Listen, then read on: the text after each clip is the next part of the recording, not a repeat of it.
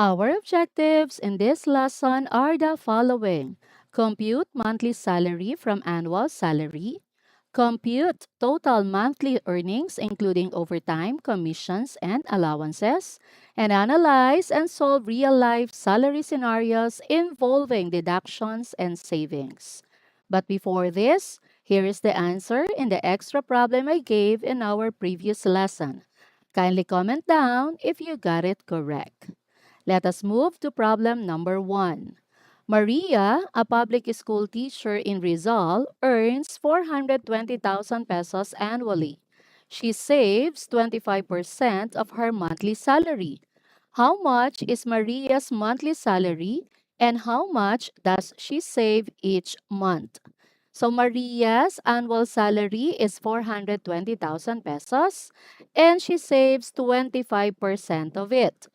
Now, to solve for the monthly salary, we're just going to divide the annual salary by the number of months in a year, which is 12.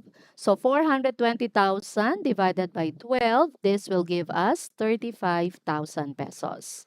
Now, from 35,000 pesos, she saves 25% of it. So 35,000 times 0.25, and this is 8,750. So Maria earns 35,000 pesos monthly and saves 8,750 pesos each month. Let's proceed. Problem number 2. Carlo, a real estate agent in Cavite, earns 180,000 pesos annually. He also earns a 5% commission on a total monthly sales of 400,000 and receives a transportation allowance of 4,000 pesos. So Carlos' annual salary is 180,000 pesos. And he also receives 5% of 400,000 pesos. Aside from this, he also have an allowance of 4,000 pesos. So his monthly salary would be 180,000 divided by 12, and this is 15,000 pesos. Now, for the commission, that would be 400,000 times 5% or 0.05, and that is 20,000 pesos. Let us also take into account the allowance of 4,000 pesos. So Carlos' gross income would be his monthly salary plus the commission plus the allowance. 15,000 plus 20,000 plus 4,000. And this is 39,000. So Carlo earns 39,000 pesos for the month. Let us proceed. Problem number 3. Anne, a nurse in Batangas, earns 360,000 pesos annually. She rendered 8 hours of overtime paid at 130% of her hourly rate. She also has monthly deductions of 2,500 pesos for government contributions and plans to save 20% of her net income. How much does Anne save each month after accounting for overtime and deductions? So Anne's annual salary is 360,000 pesos. She rendered an 8 hours of overtime paid at 130% of her hourly rate. She's deducted 2,500 pesos for government contributions. And she saves 20% of her net income. So again, letter A, let's compute for the monthly salary. That would be the annual salary divided by 12. And this is 30,000. Now, for the overtime pay, the first thing that we have to compute is her hourly rate. That would be her monthly salary, 30,000, divided by the number of hours she worked in a month. Now, the normal working hours per day is 8 hours. And usually, there are 22 working days in a month. So, 8 times 22 will give us 176. 176 hours in a month. So, her hourly rate would be 30,000 divided by 176. But wait, this value 176 is not a fixed value. It may vary depending on company policy. actual number of working days and holidays, or compressed work schedules. Once again, this 176 came from 8 hours a day and 22 days a month. And 8 times 22 is 176. 30,000 divided by 176 is 170.45. Now, for the overtime rate, that would be 170.45 times 130% or 1.3. And this is 221.59. And how many hours did she render for overtime? 8 hours. So for the overtime pay, 221.59 times 8, this is 1,772.72. Anne's gross income would be her monthly salary plus the overtime pay. 30,000 plus 1,772.72 is 31,772.72. Let us take into account the deduction for government contribution, which is 2,500. So to compute for her net income, that would be her gross income minus the deductions. So 31,772.72 minus 2,500 is 29,272.72. From her net income, she saves 20% of it. So we're going to multiply 29,272.72 by 20% or 0.2. And that is 5,854.54. So this is the savings of Anne from her monthly income. Now try this. Jessa, a call center agent in Cebu, earns 300,000 pesos annually. She worked 12 hours of overtime, earned 3,000 pesos performance commission, and had 2,000 pesos deducted for government contributions. What is Jessa's net monthly income after including overtime, commission, and deductions?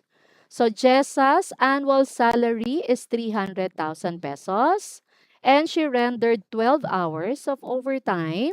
She also have a commission of 3,000 pesos and a deduction of 2,000 for government contributions. Letter A, let us compute first for her monthly salary. That would be 300,000 divided by 12, 12 months in a year, and this is 25,000. Now, for the overtime pay, just like in the previous problem, we're going to determine first her hourly rate. That would be 25,000 divided by the number of hours she worked in a month. Once again, we're going to consider 8 hours a day, 22 days in a month. And 8 times 22 is 176. So for the hourly rate, that would be 25,000 divided by 176. And this is 142.05. Now, for the overtime rate, do you still remember the multiplier, the multiplying factor for a regular overtime? That would be 1.25. So 142.05 times 1.25. And this is 177.56. She rendered 12 hours of overtime. So for her overtime pay, 177.56 times 12. This will be 2,130.72. Let us also take into account the commission of 3,000 pesos. So, Jessa's gross income would be her monthly salary plus the overtime pay plus the commission. 25,000 plus 2,130.72 plus 3,000. And that is 30,130.72. Let us not forget the government contribution, the deduction of 2,000 pesos. So to solve for Jessa's net income, that would be her gross income minus the deductions. So 30,130.72 minus 2,000 pesos, this is 28,130.72. So Jessa's net monthly income is 28,130.72 pesos.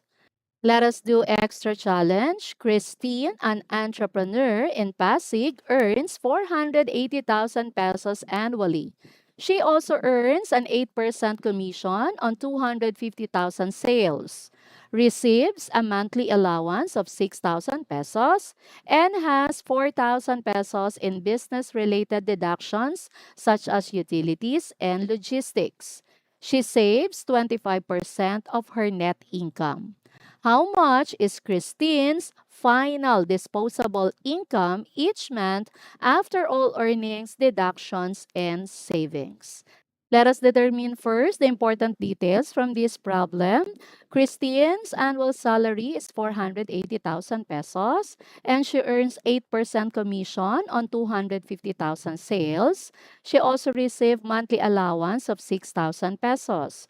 For the deduction, that would be 4,000 pesos, and she saves 25% of her net income. Let us proceed. So first, let us compute for her monthly salary. That would be her annual salary of 480,000 divided by 12. And this is 40,000. Now, for the commission, that is 8% of 250,000. So, 250,000 times 8% or 0.08, and this is 20,000 pesos. Let us also take into account the allowance of 6,000 pesos. And so, her gross income would be the monthly salary plus commission plus allowance. 40,000 plus 20,000 plus 6,000. And this is 66,000. The deduction is 4,000 pesos. So her net income would be the gross income minus the deduction. So 66,000 minus 4,000, that is 62,000. Now, for the savings, she saves 25% of her net income. 62,000 times 0.25 is 15,500. We are asked to solve for her disposable income. So that would be the net income minus the savings. So 62,000 minus 15,500 is 46,500. So what's the difference of the net income and the disposable income? The disposable income is the amount of money she can spend.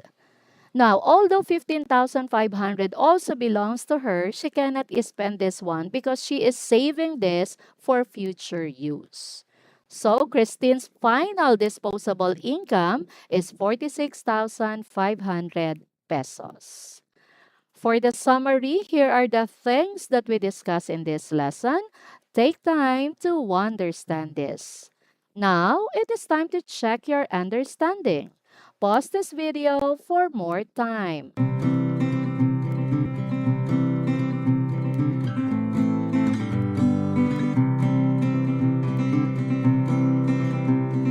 Let us answer. Mark, an engineer working in Makati, earns 600,000 pesos annually. He receives a monthly transportation allowance of 5,000 pesos. In 1 month, he rendered 15 hours of overtime, paid at 150% of his hourly rate. Total government deductions amount to 9,850 pesos. He also saves 30% of his net income. How much does Mark save each month? Let us determine first important details from this problem. Mark's annual salary is 600,000 pesos. He has an allowance of 5,000 pesos monthly, and he rendered 15 hours of overtime paid at 150% of his hourly rate. The deduction is 9,850 and he saves 30% of his net income. Let us proceed. So let us determine first once again his monthly salary. That would be 600,000 divided by 12 and that is 50,000 pesos. Now, for the overtime pay, we have to identify first his hourly rate. And the hourly rate is his monthly salary divided by the number of hours he worked in a month. Once again, we will assume this is 8 hours a day and 22 days in a month. 8 times 22 is 176. So 50,000 divided by 176. This is 284.09. For the overtime rate, that would be 284.09 multiplied by 150% or 1.5. And this is 426.14. So, his overtime pay would be 426.14 multiplied by the number of overtime hours, which is 15. And this is 6,392.10. Let us also take into account the allowance of 5,000 pesos. So Mark's gross income would be his monthly salary plus the overtime pay plus the allowance. 50,000 plus 6,392.10 plus 5,000. 61,392.10. The deduction is 9,850. Ouch. So his net income would be the gross income minus the deduction. 61,392.10 minus 9,850 is 51,542.10. From this amount, he saves 30%. So 51,542.10 times 0.3, and that is 15,462.63. Sana all may ganyang savings. So Mark saves 15,462.63 each month.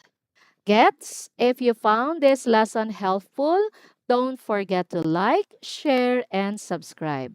For you to master this lesson, here is an extra problem for you to work on. Watch out for my next video lesson where I reveal the answer. Keep practicing, keep learning, and as always, you got this with Mom's CQ.